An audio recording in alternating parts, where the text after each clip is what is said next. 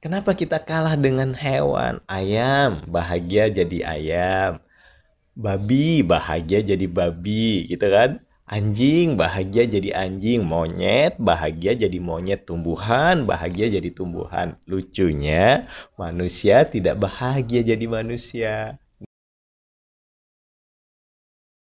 Assalamualaikum warahmatullahi wabarakatuh. Selamat pagi, sahabat. Selamat berbahagia. Barokallah, berkah berlimpah, bahagia, damai, sejahtera lahir dan batin untuk panjenengan semua. Bertemu lagi dengan saya Muhammad Ferry Yusri di channel Merawat Bahagia. Tema kali ini adalah kapan manusia mulai belajar kembali ke dalam diri. Ya, kapan manusia mulai belajar kembali ke dalam diri adalah saat dia lelah dalam hidupnya. Saat lelah apa? Lelah meraih, lelah mendapatkan, lelah menggapai, lelah mengumpulkan, lelah memanjakan ego yang ternyata egonya tidak pernah puas. Ego ini semakin diturutin, semakin tidak pernah puas, semakin serakah, semakin serakah, semakin serakah, dan akhirnya ujungnya apa? Penderitaan, gitu loh. Semua orang sibuk belajar meraih, sibuk belajar mendapatkan, sibuk belajar mengumpulkan. Lalu ujungnya ya nggak ada rasa puas lah. Namanya nafsu diterus-terusin, padahal sang Nabi besar Muhammad Rasulullah Shallallahu Alaihi Wasallam mengajarkan, benar-benar mengajarkan kesemuanya untuk melepas. Kita sholat diajarkan untuk melepas dari segala aktivitas dan kembali berbicara mesra pada sang ilahi, kembali merindu sang ilahi. Kita mengejarkan sedekah, diajarkan untuk melepas. Kita belajar berpuasa, diajarkan untuk melepas. Kita diajarkan zakat, diajarkan untuk melepas. Karena disitulah kebahagiaan yang hakiki. Bahagia itu saat kita benar-benar bisa melepas segala ego kita, melepas segala keinginan kita, melepas segala kemelekatan yang ada dalam kehidupan. Kita hadir di sini saat ini, kini kembali ke dalam diri, menikmati, itu bahagia. Nah, tetapi lucunya agama yang harusnya diajarkan melepas, malah dewasa ini diajarkan meraih, meraih, meraih, meraih, meraih, meraih, meraih, meraih. Meraih apa? Pahala. Pahala dikumpulkan, dikumpulkan, dikumpulkan, dikumpulkan. Untuk apa? Ditukar buat apa? Nggak tahu ditukar apa.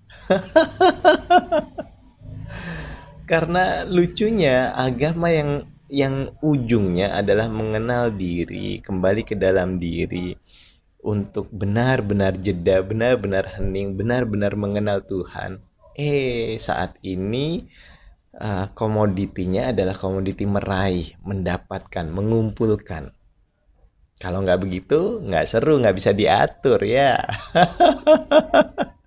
Pun demikian dalam segala segala pelatihan, entah itu pelatihan hipnoterapi, entah itu pelatihan NLP, apapun pemberdayaan diri lainnya, mau kuantum kayak mau meditasi kayak mau energi kayak mau apapun, segala sesuatu kebanyakan diiming-iming orang untuk belajar mendapatkan, meraih, menggapai, mengumpulkan, yang pada akhirnya semua adalah kehampaan. Karena sejatinya kita tidak bisa mengatur apapun dalam kehidupan kita.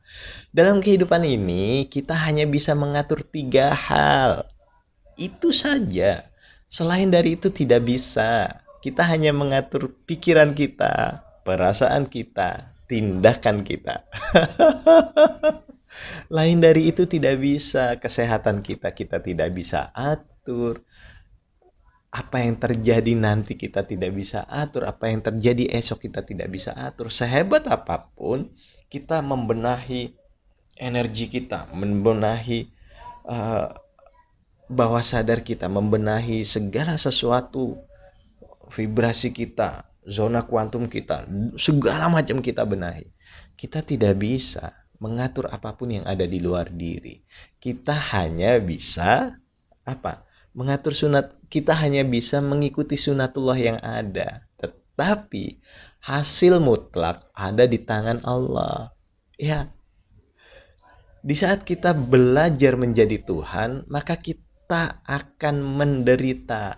Betapa banyak kita belajar ini dan itu untuk mengatur, untuk mewujudkan keinginan. Bahkan ada yang ditempuh dengan ritual yang tepat waktu, ditempuh dengan ritual yang seabrek, luar biasa. Hanya untuk mewujudkan keinginan. Hasilnya apa? Menderita.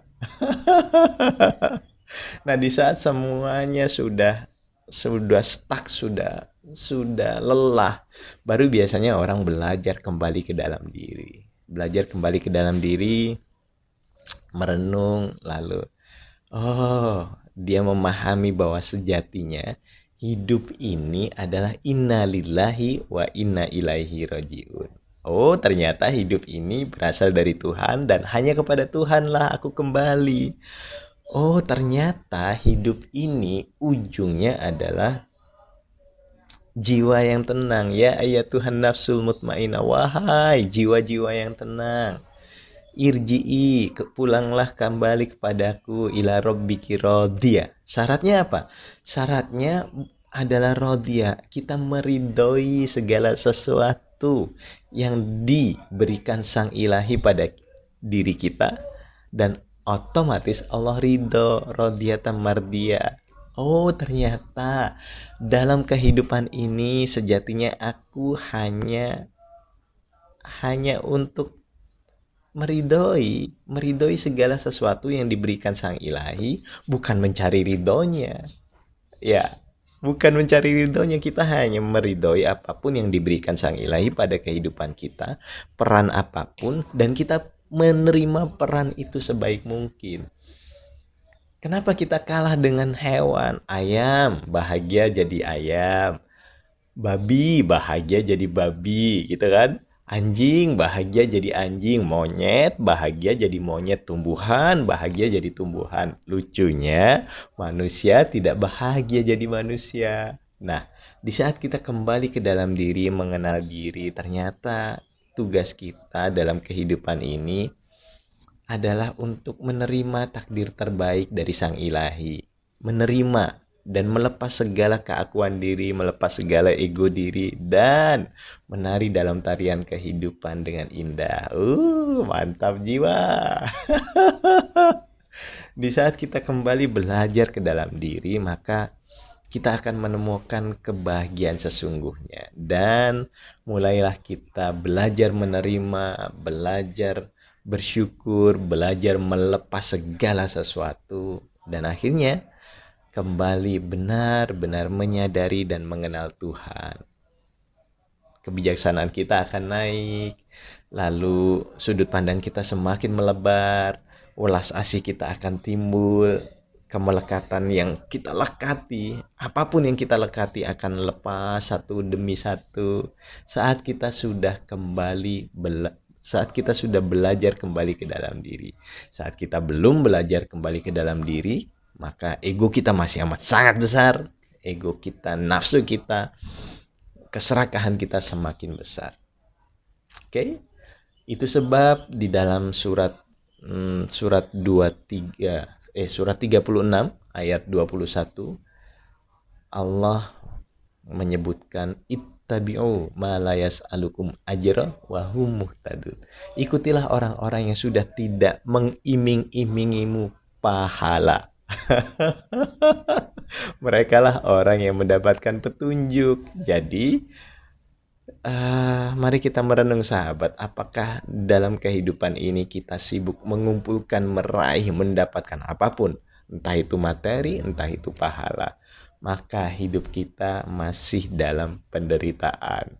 Sejatinya di saat kita sudah mulai melepas, mengerjakan segala sesuatu dengan ikhlas, dengan penuh keberserahan, dengan penuh kebersyukuran, maka disitulah bahagia akan hadir, bahagia akan muncul, bahagia akan meliputi diri ini. Mari kita merenung sahabat. Assalamualaikum warahmatullahi wabarakatuh. Barakallah, barakallah, barakallah. I love you all. Namaste.